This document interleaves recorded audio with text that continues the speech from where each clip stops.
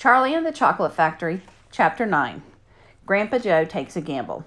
The next day, when Charlie came home from school and went to see his grandparents, he found that only Grandpa Joe was awake. The other three were snoring loudly. "Shh!" whispered Grandpa Joe, and he beckoned Charlie to come closer. Charlie tiptoed over and stood beside the bed. The old man gave Charlie a sly grin, and then he started rummaging under his pillow with one hand, and when the hand came out again, there was an ancient leather purse clutched in his fingers. Under the cover of his bedclothes, the old man opened the purse and tipped it upside down. Out fell a single silver 10-cent piece. "It's my secret hoard," he whispered. "The others don't know I've got it. And now you and I are going to have one more fling at finding the last ticket. How about it, eh? But you'll have to help me." "Are you sure you want to spend your money on that, Grandpa?" Charlie whispered. "Of course I'm sure," spluttered the old man excitedly. "Don't stand there arguing. I'm just as crazy as you are to find that ticket. Here, take the money and run down to the street to the nearest store and buy the first Wonka candy bar you see and bring it straight back to me, and we'll open it together."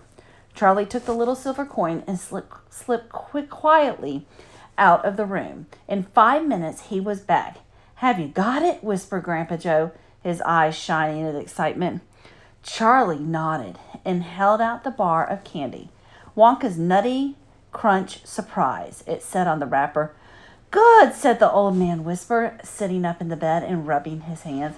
"Now, come over here and sit close to me, and we'll open it together.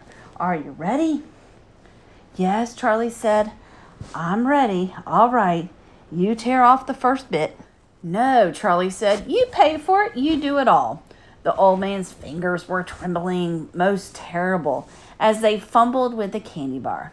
"We don't have a hope, really," he whispered, giggling a bit. "You do? We don't have a hope, don't you?" "Yes," Charlie said. "I know that." They looked at each other and both started giggling nervously. "Mind you," said Grandpa Joe, "there is just that tiny chance that it might be the one. Don't you agree?" "Yes," Charlie said, "of course."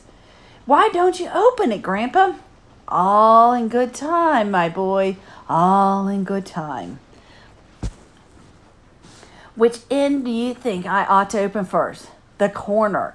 The one furthest from you.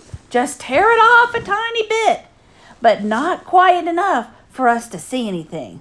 "Like that?" said the old man. "Yes. Now a little bit more." "You finish it," said Grandpa Joe. "I'm too nervous." "No, Grandpa. You must do it yourself." "Very well, then. Here goes." He tore off the wrapper, and they both stared at what lay underneath. It was a bar of candy. Nothing more. All at once, they both saw the funny side of the whole thing, and they burst into peals of laughter. "What the heck are we doing?" called Grandpa Josephine, waking up suddenly. "Nothing," said Grandpa Joe. "You go back to sleep." End of chapter 9.